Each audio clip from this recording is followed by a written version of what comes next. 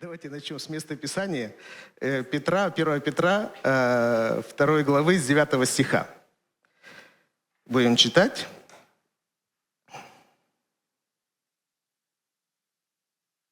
До 12 стиха прочитаем. Известное местописание. Апостол Петр обращается к христианам, которые состоят уже не столько из евреев, а сколько из язычников. И он говорит им, кто они есть, и он говорит о их влиянии на тех, которые вокруг них. И он, смотрите, что говорит. Вы род избранный.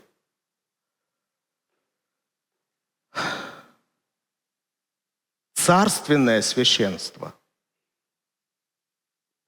Святой народ. Люди, принадлежащие Богу, призванные возвещать Его о Его великих делах. Он призвал вас из тьмы в свой чудесный свет. Знаете, сколько определений апостол Петр дает людям, последовавшим за Христом. Просто это больших эпитетов, больших определений, наверное, трудно себе представить. Еще раз, род избранный. То есть не просто какое-то отребье, неизвестно для чего появившееся на этот свет, а он говорит, вы особенный род, избранный, Бог вас избрал. Представляете? Понятное дело, что за этим это требует расшифровки. Для чего избрал? И он и тут дает расшифровку. Он говорит, что вы царственное священство, что у вас есть царь, и он призвал вас служить ему. Дальше он говорит, вы святой народ. То есть он говорит, что вы не грешники, а особенный, освященный народ. Своим присутствием Бога в вашей жизни. Почему? Потому что вы принадлежите Богу. И дальше он говорит, в чем ваша избранность? Вы призваны возвещать Его о Его великих делах. Он призвал вас из тьмы в свой чудесный свет. То есть для Петра было очевидно, что люди без Бога находятся во тьме. Знают они это или не знают, это другой вопрос. Но он говорит, они не знают, что они во тьме, потому что не знают света. Если они войдут во свет, они скажут, как мы жили в той тьме. И вот тут он говорит, вас Бог вывел из тьмы в свет, причем в свой и причем чудесный. Скажите, есть эта осознанность, что у нас есть большая разница между тем, что было, и то, что сейчас есть? Что мы какие-то вот чуть-чуть особенные люди, и даже потому, что люди как-то странно на нас реагируют. И потому что я это знаю в сердце своем. У меня есть кто-то выше меня, очень добрый, его положение царственное. Он правит всем. Он знает все. Он управляет всем. А я призван ему служить. Как служить? Дальше он рассказывает, откуда мы были призваны. И дальше он говорит, к чему нас призвал еще. 12 стих. Каким образом, зная все это, имея все это, что это значит? Как мы себя ведем в этом мире? 12 стих. Живите достойно среди язычников. Живите достойно среди язычников. Он не говорит, живите достойно среди братьев и сестер. Чего там достойно не жить среди братьев и сестер? Но даже и с этим возникают проблемы. А он говорит, живите достойно среди язычников. Те, которые не разделяют вашу веру, те, которые не веруют так, как вы, они более того даже как-то вот противятся тому, чего вы пытаетесь до них донести. Живите достойно среди язычников. Для чего? Для чего жить достойно? Ну, я же Божий сын. Я должен себя прекрасно вести, культурно вести. Он говорит, нет. Даже житие достойно имеет свою цель, чтобы влиять на людей. Живите достойно среди язычников, чтобы те, кто клевещет на вас, то есть оказывается, окружение не поет осанну тебе, а клевещет. Апостол Петр через сами-то шел. «Живите достойно среди язычников, чтобы те, кто клевещут на вас, называя вас злодеями». Кто-то слышал свой адрес такое? В спину. Вот злодей пошел. О, Лида пошла, злодейка главная в городе Сыктывкаре. А он слышал. Вы знаете, что первых христиан, люди, это народы, которые были, они же были все религиозные. И когда первые христиане говорят, да ваши боги это не боги, знаете, в чем обвиняли первых христиан? Что они атеисты. Вы отрицаете богов, вы атеисты. Сейчас это трудно представить. А тогда-то так оно и было. Потому что все народы в каких-то богов верили.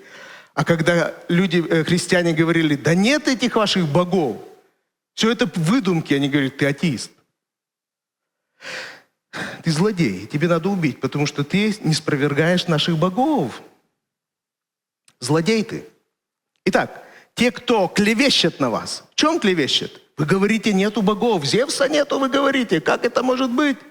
Вы говорите, нету, кто там еще у них был? Бог знает, у кого только нет. Они клеветали, что вы лжецы.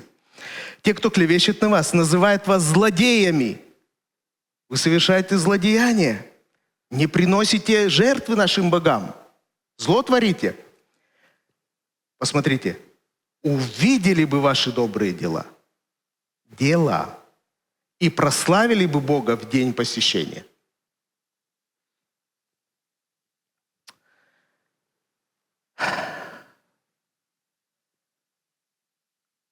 О чем мы сегодня будем говорить? О труде. Какое значение имеет труд в нашей жизни? Для чего мы трудимся? Чем является труд? Какие возможности он нам дает? Что он открывает для нас? Что мы познаем в труде? Что мы достигаем в труде? Я не знаю, какое ваше отношение к труду, но обычно в мире отношение к труду довольно-таки сложное. Правда? Когда уже это закончится? Когда пенсия? Работа не та, начальник не тот, коллеги вообще сумасшедшие? Как мне бы найти другую работу? Обычно так. Редко у кого совпадает желание и то, что он делает. И говорит, слава Богу за эту работу.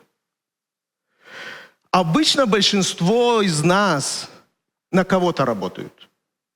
Мало тех, которые имеют свое дело, он сам себе начальник. Кто сам себе начальник? Пару человек. Вот один. И все. 2. Это хобби. Кормит? Слава Богу. Значит, на себя работаешь. А в основном мы на кого-то работаем. Правда же? То есть над нами какой-то дядька есть. Или тетка. Перед которой мы отчитываемся, который дает нам различные задания. Ставит задачи, которые надо достигать.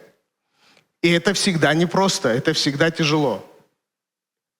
Но давайте посмотрим, что Библия нам говорит о труде. Вообще, откуда это взялось, понятие труд, работа, деятельность. Откуда это взялось? Первый раз мы встречаемся со словом, с понятием деятельности в самых первых словах Библии. Бог сотворил. Бог сделал. Сказал Бог, сотворим человека. Да?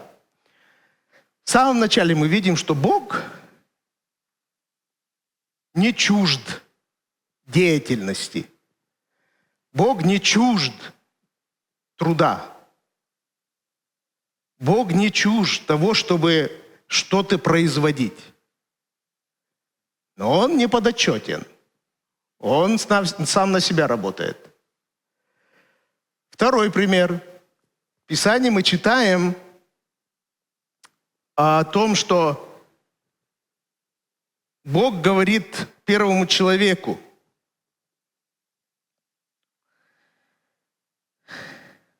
такие слова. Бытие 2:15. Господь Бог поселил человека в саду Едема, чтобы он возделывал сад и заботился о нем. Кто знает, какое понятие содержится в слове «Эдем»? Что значит «Эдем» слово? И Эдем, что значит? Радость, удовольствие, наслаждение.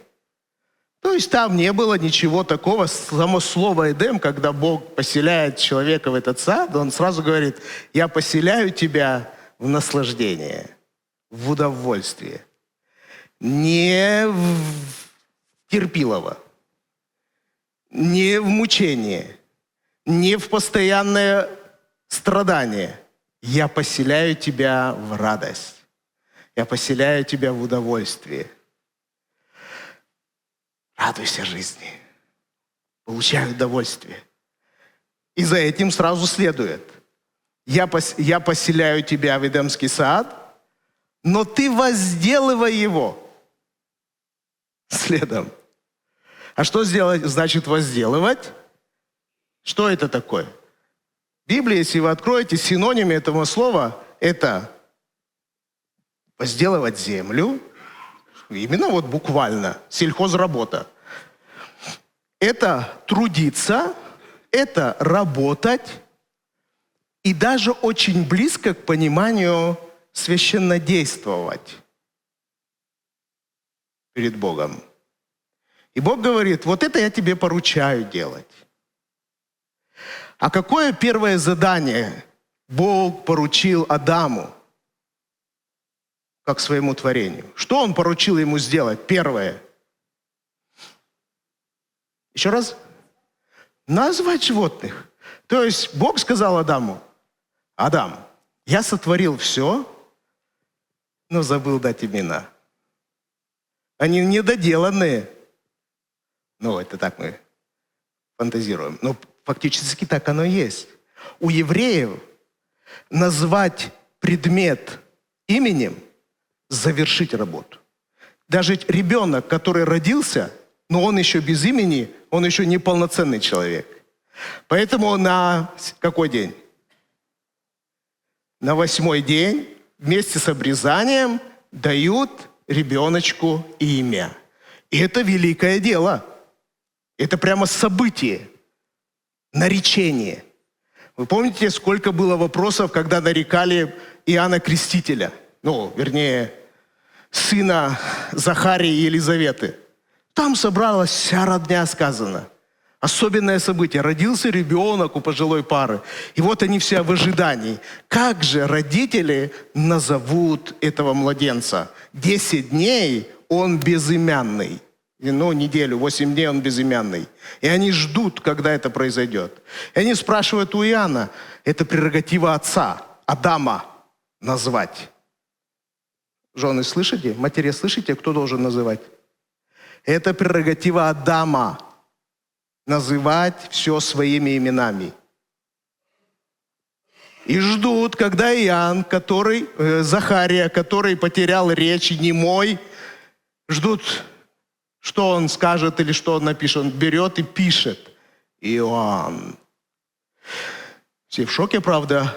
Но когда он это сказал, даже сам Захария исцеляется и начинает говорить. И младенец получает свое имя и полноценное состояние человека. Поэтому у евреев это вот отсюда идет это понимание, что каждую вещь надо осознать и назвать ее. Это необходимо. Без названия вещь не существует. И Бог поручает Адаму назвать. Скажите, это легко назвать всех животных и птиц? Дать им название, имена. Можете это себе представить? Всех. Бог позаботился, чтобы эти животные приходили к Адаму. Адам не бегал за ними. Бог позаботился, так же, как однажды Бог позаботился о том, чтобы животные вошли в ковчег, и Ной не бегал за ними. Так же и здесь Бог позаботился, чтобы животные приходили к Адаму, как к своему начальнику. И Адам говорил: нарекаю тебя зайцем, нарекаю тебя волком, нарекаю тебя кем? Человеком. Не нашел он себя там человека. Нарекаю тебя, и всех нарекаю. Птичка летит, прилетела и поет красиво. Он говорит: нарекаю тебя попугаем. Но он как-то нарекал, он что-то видел в этих животных, понимал их сущность и вследствие этого называл их. Как эта работа называется? Как бы ее назвали вы?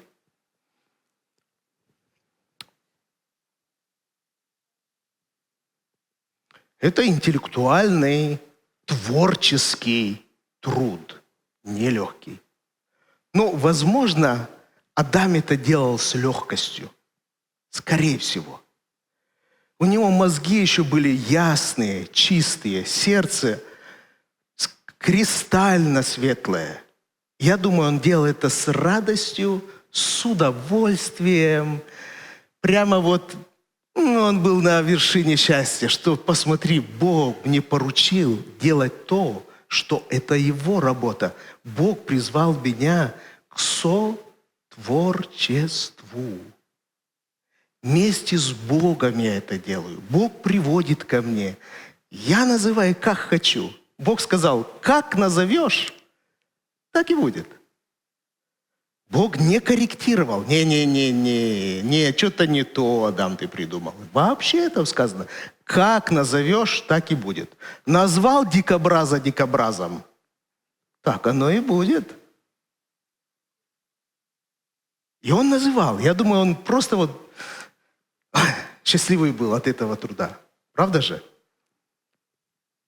И Бог сказал: более того, плодись, размножайся и наполняй землю. Что под этим подразумевается? А? Плодись, размножайся, наполни всю землю до краев земли. Задача была Адама вот этот вот локальный сад под названием удовольствие распространить на всю землю, расширить ее. В этом смысл возделывания. Расшири его. Чтобы вот этот... Мы даже знаем, где примерно находился этот сад. Даже нам сказано. То есть он небольшой был. Небольшой относительно земли. И Бог сказал: твоя задача расширить этот сад, это удовольствие на всю землю. Я этого не стал делать. Я сделал удовольствие только на небольшом клочке земли. Твоя задача, Адам, распространить эту жизнь на всю землю. Представляете, мы бы сейчас с удовольствием жили, с радостью жили на всей земле. Ну, получилось так, как получилось. Но задумка Бога была такая: Эдем должен быть на всей земле. Аминь. Это такая задумка была. Случилось так, что Адам не совсем сделал то, что хотел Бог, быстро это сделал и внес свои коррективы, от которых мы сегодня не в радости. Но своим поступком он не отменил задумку Творца, задумку Бога. Бог все равно это сделает. Когда Иисус уходил, Он сказал такие вещи. Во-первых, Он сказал: идите, научите все все народы. Они находились только в Палестине, небольшой клочок земли. А Иисус говорит, ваша задача такая же, как у Адама. Благую весть распространите по всей земле. Правда же? То есть научите все народы. Потом он говорит, эта весть будет проповедана до краев земли. То есть все то же самое, что Бог имел в виду для Адама, то же самое Иисус имеет в виду для церкви. То же самая задача. Он сказал, я вот начал работу, Бог тоже сказал, вот я семя сделал, а то, что получилось из семечки, от семени, ты должен назвать. Иисус то же самое говорит и своим ученикам. Это начало, это начаток. Ваша задача распространить. И мы в этом труде сейчас находимся.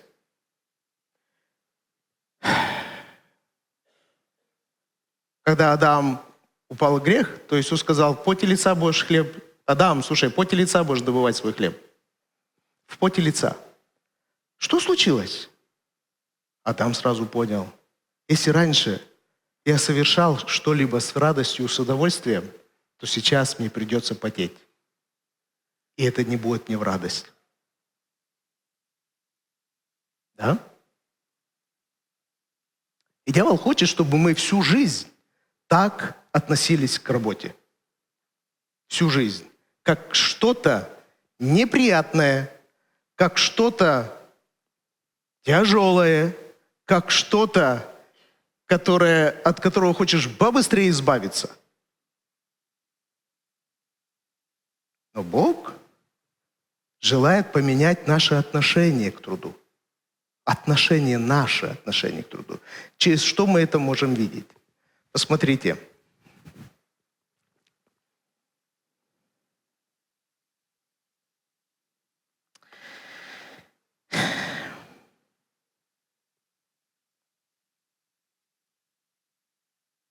Во-первых, Иисус говорит, Иоанна 5:17, «Мой Отец до ныне трудится, и я тружусь».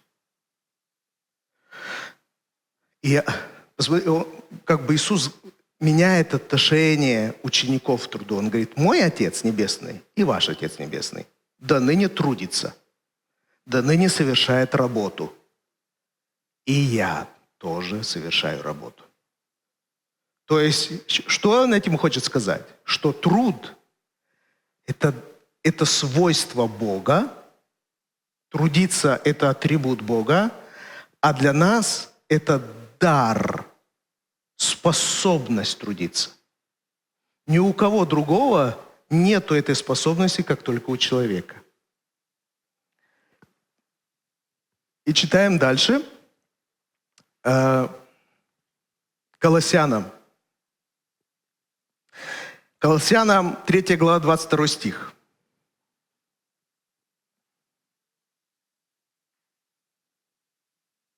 С 22 стиха и до конца. Апостол Павел пишет: «Рабы, подчиняйтесь вашим земным хозяевам во всем, делая это не на показ, лишь ради того, чтобы заслужить их расположение, но искренне, благоговение перед Господом. Что бы вы ни делали, делайте от всего сердца, как если бы вы делали это для Господа, а не для людей. Ведь вы знаете, что в награду вам будет наследство от Господа, потому что вы служите Христу. А тот, кто поступает несправедливо, будет наказан. У Бога нет предпочтения одних перед другими». Кто такие рабы?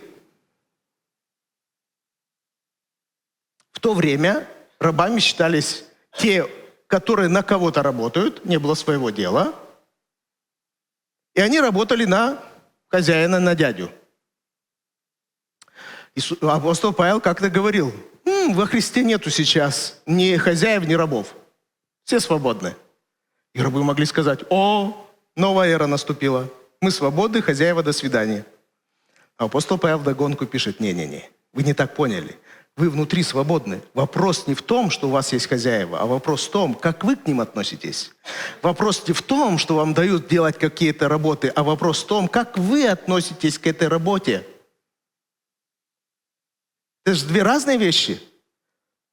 Я хочу делать все, что вздумаю, что мне кажется правильным, либо же я делаю то, что мне поручают, но это делаю не как для хозяина, для человека, а для кого? Для самого Бога. И еще что? Я это делаю, но это мне вменяется как служение Иисусу Христу.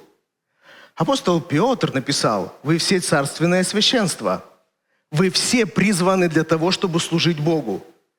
Когда мы говорим о священстве, чаще мы всегда думаем, кто такие священники, кто такие люди, которые священнодействуют? Это те, которые в церкви, правда же?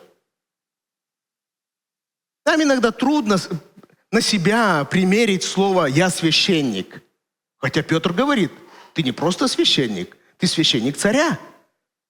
Но это же он не сказал только для пасторов, для пресвитеров, для епископов. Нет ведь? Для кого это он сказал? Для всех. Но мы не можем это чуть-чуть себе применить, потому что у нас есть такая парадигма, взгляд.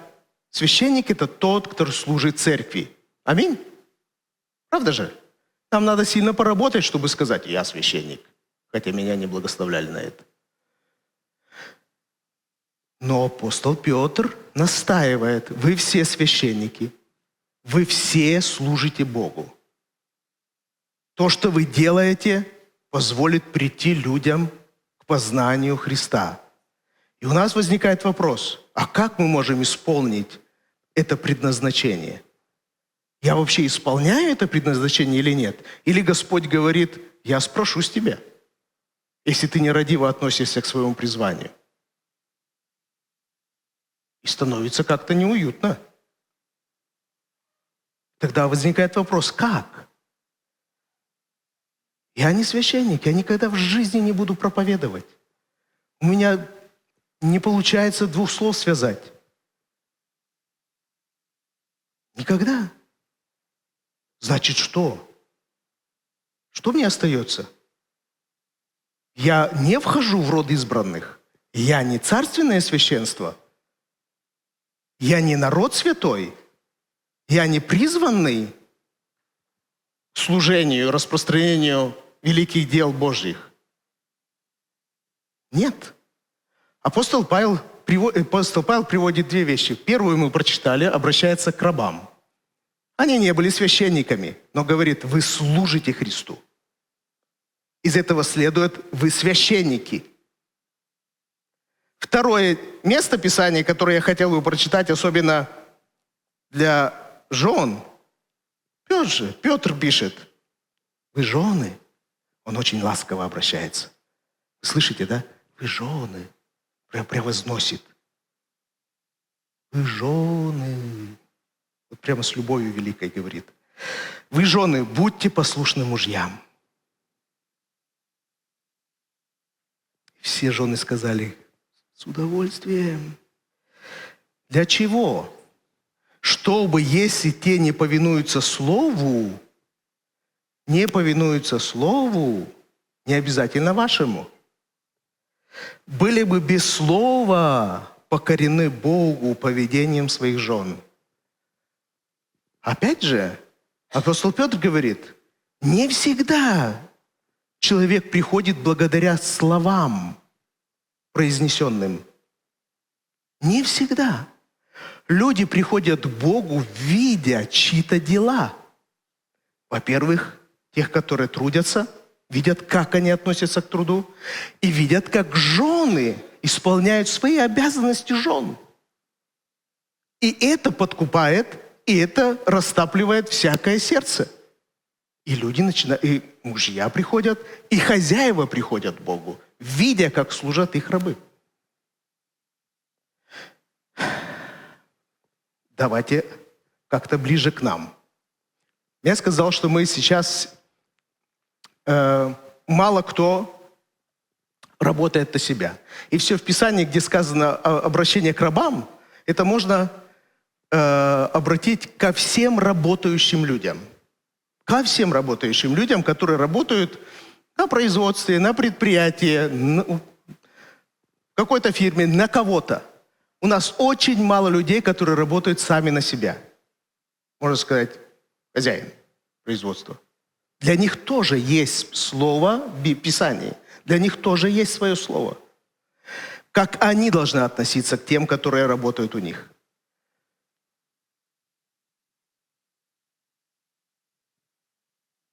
Почему нитка у меня прорвалась? Так вот, когда Писание обращается к рабам, он обращается к тем, которые сегодня работают. И он говорит, не все вы можете служить церкви. На церковное служение, на духовное служение есть особенные люди. И апостол Павел даже их перечисляет. Давайте вместе их перечислим. Апостол, пророк, учитель, пастырь и евангелист. Он говорит, это всего лишь 5 направлений, которые призваны служить вербально, словами. Учат, наставляют, обличают, утешают. Это вот они. Но также апостол Павел спрашивает, все ли апостолы? И ответ как бы нет. Все ли пророки? И ответ тоже нет. Все ли учителя?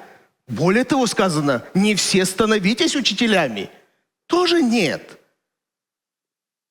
Тогда как исполнить волю Божью? Как исполнить великое поручение? Идите, научите все народы. Как исполнить? И ответ апостолов очень ясный.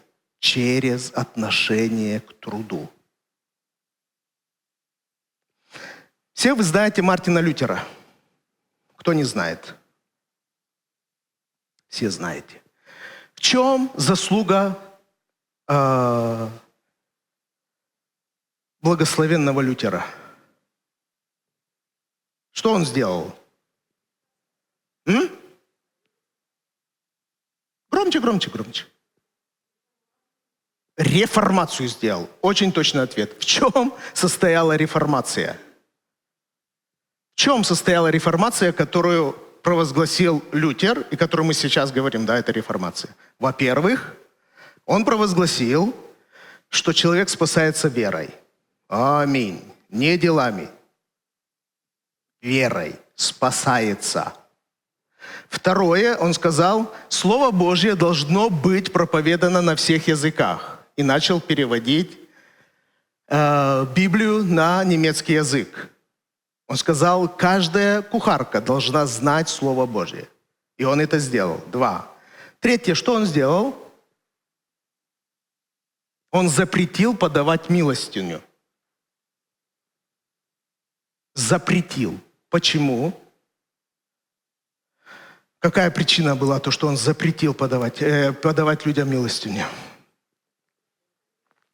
В то время, в его время, было огромное количество монахов, монашеских орденов, всяческих. И все они жили на подаяние. Их развелось столько, что работать было некому.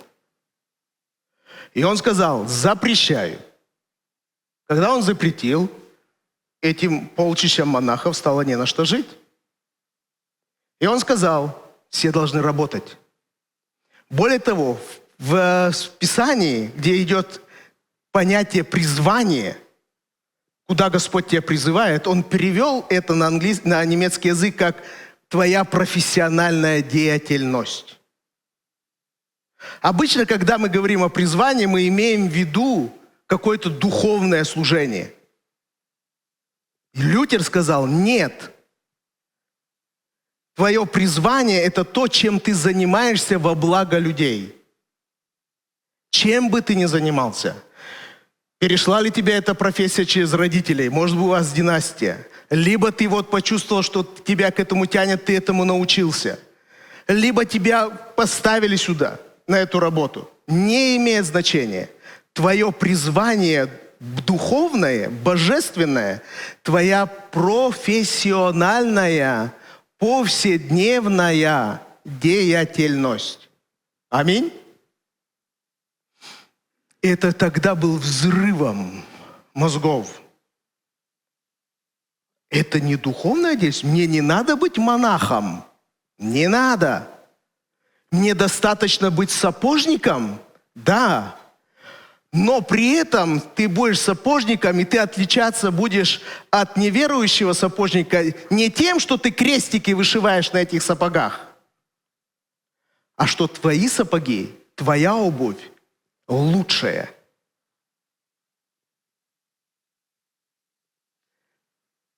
Ты если фермер, твоя продукция лучшая. Если ты пекарь, твои булочки лучшие. Почему? Потому что твое отношение к своему труду не то, что «а и так сойдет». Куда они денутся? Кушать захотят и это слопают. Нет. Ты это не для них делаешь, которые будут кушать. Ты это делаешь, чтобы ел Господь. А если ему не понравится, туши свет. И это вот подход был Лютера. И он изменил. И после того, когда он это провозгласил, Северная Европа, Скандинавия кардинально изменились. Там начался огромный экономический рост. Только потому, что один человек сказал, мы неправильно понимаем Писание. У нас неправильное отношение к труду. Это не проклятие. Это дар Божий. И этот дар Божий, если мы так к нему относимся, открывает нам Бога и открывает нам самих себя, кто мы. Аминь?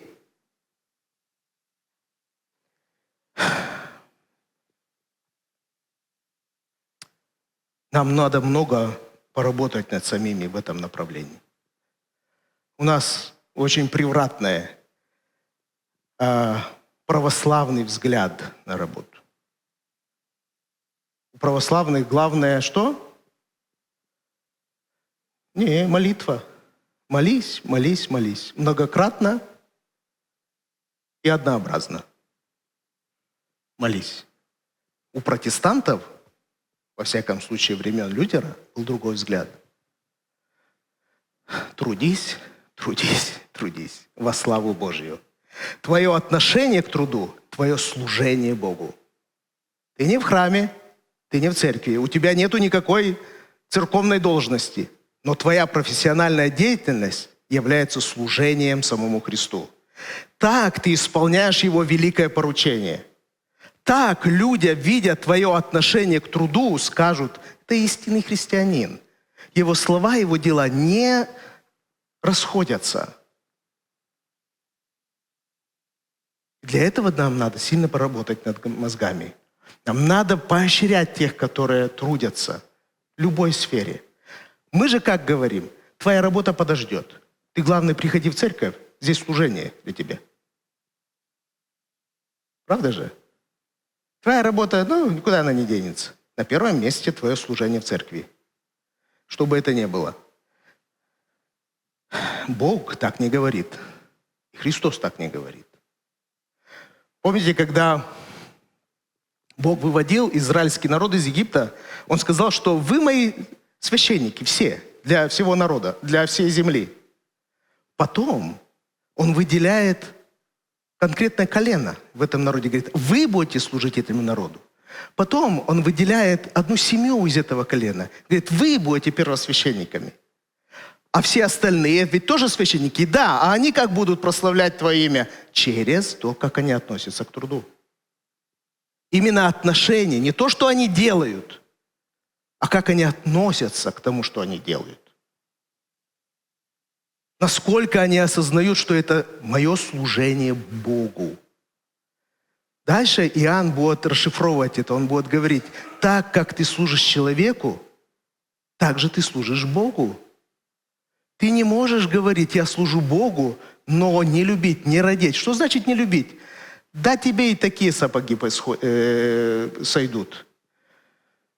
Вот Алексей Личенков, наш дорогой брат, трудится на очень важном направлении. Делает руки и ноги людям. Правда же? Это, можно сказать, сотворчество с Богом. Бога, конечно, лучше получается. Но он сказал, делай ноги и руки. У человека нету конечности. Брат Алексей сделал конечность, и человек пошел. У него нету руки, она появилась. Это великая работа. Это служение Бога. Я очень надеюсь, что твое отношение к этой работе именно такое. Я служу Христу. Я служу Христу, делая эти конечности. Кроме того, он еще успевает здесь послужить. И люди прославляют Бога. Аминь. Это касается любой профессии. Врач. Когда люди видят отношение врача к больному, у них многое что меняется в голове. Одно дело, когда человек приходит, ну что опять? Что там у вас? Вот таблетку съешь и иди гуляй. Либо человек подойдет и с ласковым словом, с добрым словом скажет несколько слов, и таблетка не нужна будет. Да, мы же это все чувствуем, отношение человека к своему труду. Даже в магазине, когда нас на кассе обслуживают, нам приятнее, когда человек нам улыбнется, скажет добрые слова, и мы пойдем с радостью, нежели скажет, что ты напокупал? Правда же?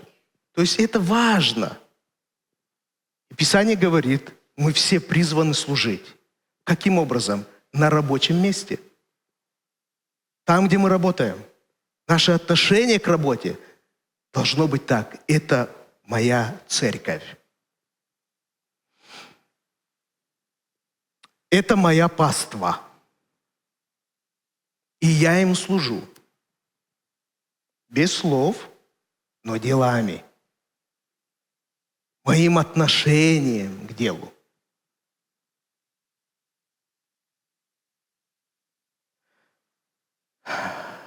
Я думаю, в России, за последнее время, люди чуть-чуть устали уже от слов. Да ведь? Из каждого каналы и все остальное наставляют. И людям как-то это уже вопросики возникают. А вообще сами-то наставляющие как живут? Если ваше наставление не работает, то если наша жизнь не меняется после ваших наставлений, то, может быть, наставления не те, или наставляющие не те, или не тому наставляют, либо, может быть, как-то наставлять по-другому надо. И, видимо, надо. Видимо, это прежде всего призыв к нам, к евангельским церквям. Все мы в основном работаем.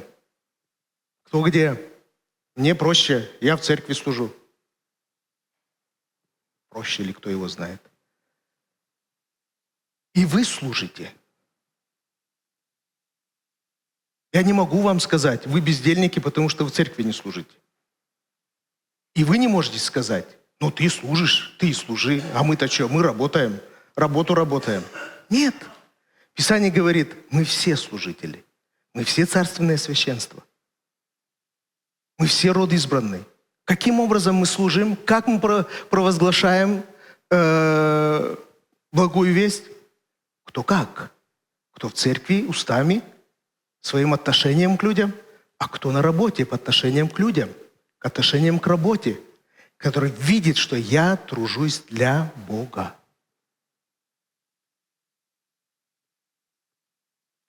Я не знаю, это входит или тяжеловато? Это большой ведь вызов, огромный вызов христианам. Потому что иногда так получается, что почему сейчас часто говорят, христиане – это воскресные христиане. То есть один день церкви, все остальное неизвестно где и неизвестно как. То есть каким образом мы служим? Там, где мы есть, где вы трудитесь. Я всегда привожу Николая Александровича в пример. Где бы он ни трудился, он всегда ответственно подходит к делу. И люди говорят, надо же, оказывается, можно так. И прославляет Бога. Почему? Потому что он относится ответственно, как будто к Богу делает. Снег даже кидает так, как будто Господь сейчас придет и поставит ему в дневник оценку за то, что он убирает снег. И это правильно, так и надо. Вот заставили меня делать, дяди делаю. Это относится, друзья мои, и тоже по отношению к учебе. Молодые сидят, думают, когда еще наступит это время, когда буду работать. Нет, сегодня. Как ты относишься к учебе? Для кого ты учишься? Все, что ты делаешь, делай как для Господа. То, как ты учишься, учись как для Господа. Что нам делать с пенсионерами, которые уже не работают? Есть нет для них служение? Что Писание говорит?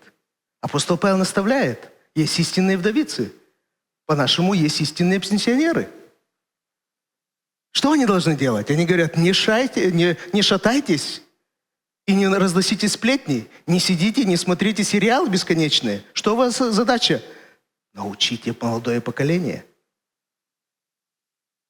Вот ваша задача. Но опять же, не тем, что вот в наше-то время пеленали не так. В ваше время, может быть, ищи лоптями и хлебали. Сейчас другое время. Но вопрос не как это сделать, а как твое должно быть отношение, молодой человек или молодая мама, к тому, что ты делаешь. Аминь. Если что, все вопросы к Марии Андреевне. Я бы в жизни такого не говорил. Но я думаю, как вы думаете, вот в эту сторону, если начать думать, я думаю, есть большой шанс что-то изменить, потому что мы сейчас видим, сильно-то люди не откликаются на благовестие и приглашение в церковь. Почему? Что-то они чувствуют не то.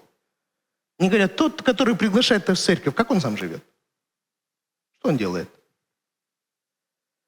Поэтому наша задача как христиан – быть благословением для людей там, где мы работаем. Там, где вы работаете.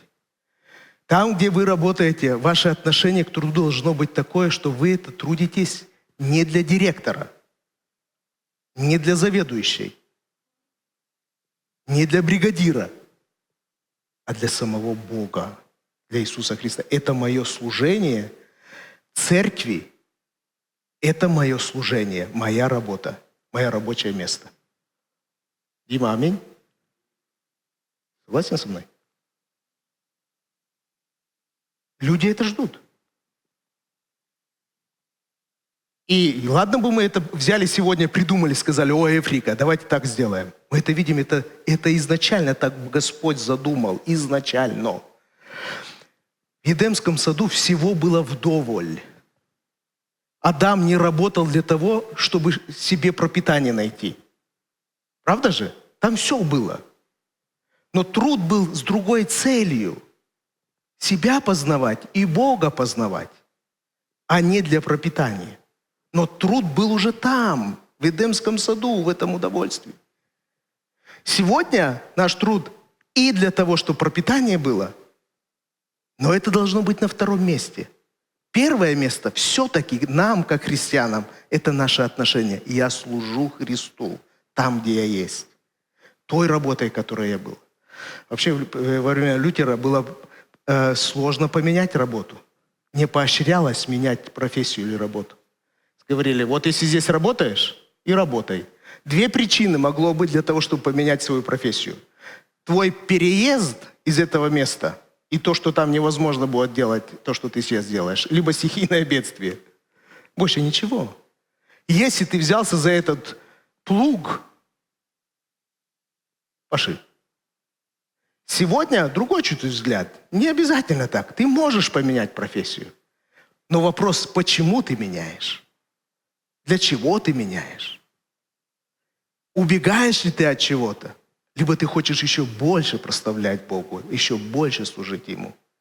Возникнет вопрос, а то, что я делаю, вообще угодно Богу или нет? Возникнут такие вопросы. Кто-то, возможно, делает работы, которые вообще не угодны Богу.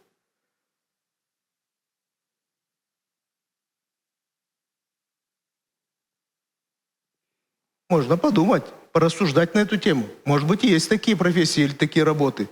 Но я не говорю о том, что это преступная деятельность. Но в принципе, что может быть и не совсем. В современном мире это поощряется, а для Бога не очень угодно. То есть нам надо начать об этом размышлять. Нам надо молиться о том, чтобы Господь поменял наше сердце и наши мозги в нашем отношении к тому, что мы делаем. Я устал от этой работы. Мало платят. Может быть, потому ты устал, что не понимаешь, для чего ты это делаешь? И ты всегда думаешь, что это делаешь для того, чтобы заработать только денежку, либо же, чтобы твой начальник был доволен. А ты вообще не понимаешь, что ты здесь трудишься, потому что Господь так захотел. И ты здесь трудишься, и этим трудом служишь Христу. Может быть, тогда, когда поменяется мотивация, и ты по-другому будешь ходить на работу. Это не значит, что всегда будет радость. Нет. Пастора не всегда радуются своей работе. Апостол Павел не всегда был радостный. И Петр тоже. Всякое было. Но они знали, мы служим Ему. Тяжело будет? Да. Но мы служим Ему. Он поможет? Да. Потому что мы служим Ему. Мы увидим плод? Да. Потому что мы служим Ему. Награда будет? Безусловно. Потому что мы служим Ему. Аминь.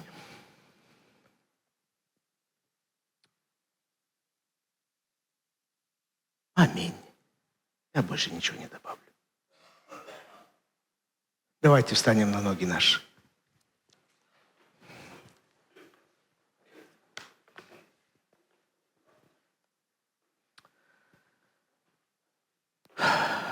Помолитесь каждый, помолитесь о своей работе, подумайте о том, где вы, почему вы.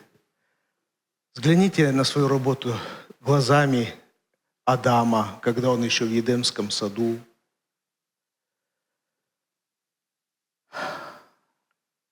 Не забудьте то, что вы особенные люди, святые люди, священники, призванные служить Богу там, где вы есть. Работаете ли, учитесь ли.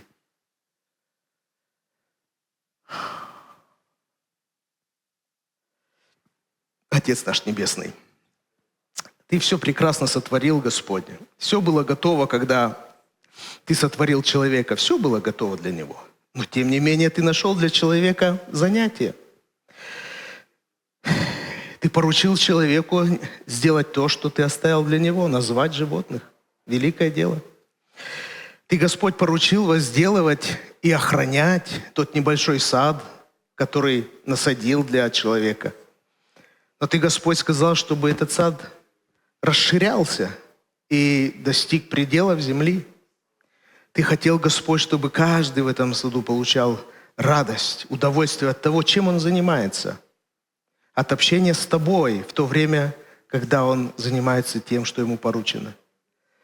Господь, Твое желание, чтобы мы не роптали на работе, не мучились на работе, не недовольствовались своими коллегами, не распространяли какое-то недовольствие по отношению к начальникам. Господи, Ты знаешь, что это в этом нет удовольствия, в этом нет радости. Ты желаешь, Господь, другое для своих детей. Где бы они ни были, кем бы они ни были, какую бы деятельность ни производили, Ты хочешь, чтобы мы, Господь, смотрели это как на служение Тебе. Господи, мы далеки от этого, но мы хотим сюда вот пойти, в эту сторону. Дух Святой, пожалуйста, веди нас. Веди нас, Господи, дай нам это увидеть, что это наше служение, это наше призвание действительно, там, где мы есть в данный момент. Не ждать, что когда-то придет прояснение, и мы поймем, кто мы. Но здесь и сейчас, Господь, чтобы каждый из нас сказал: здесь мое призвание. Здесь, в этом я служу Тебе, Христос. И я хочу это сделать красиво. Спасибо Тебе, Господь, Бог мой, что для каждого, в этом смысле для каждого есть свое служение. Тот, кто учится, кто работает. Для каждого есть служение. Удивительное материальное служение, физическое служение, интеллектуальное служение.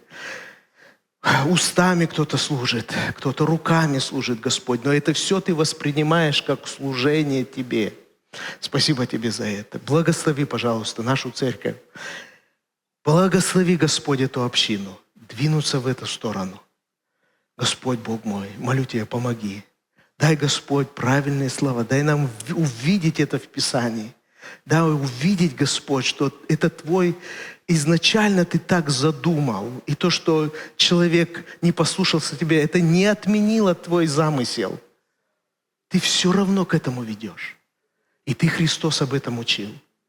Спасибо Тебе за это. Тебе да будет слава за все, наш Небесный Отец. Спасибо Тебе, Иисус Христос, что Ты видел, как трудится Твой Отец, и Ты то же самое делал. И Ты послал Духа Святого, который сказал: и Он будет делать то же самое. Тебе да будет слава за все, Отцу и Сыну и Святому Духу. Аминь. Аминь. Будьте благословенны. Вот посмотрите, удивительно, еще несколько слов скажу. Вот что бы мы ни делали, да, что бы мы ни делали, это всегда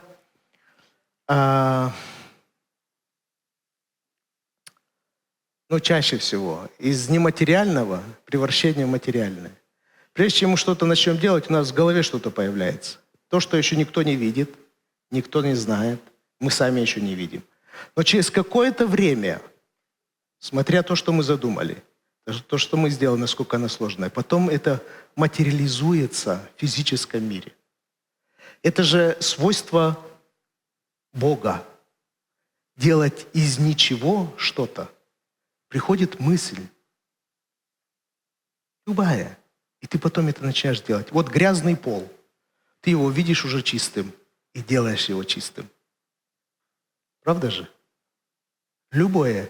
Чистый лист бумаги. Там еще ничего не написано. Ты написал. Из нематериального стало материальное. Все, что угодно. Любая работа связана с этим. Это божественное проявление, когда из нематериального происходит материальное. И мы это делаем. Разве мы не можем сказать: Господи, мы же прикасаемся к Тебе, к Божественному. Мы служим Тебе так. Аллилуйя. Аминь, аминь, аминь, аминь. С утра этой проповеди не было, сейчас она есть в записи. Смысл труда в служении Богу. Нормально так? Тяжело, да? Давайте так. Труд – это служение Христу. Вот таким лозунгом.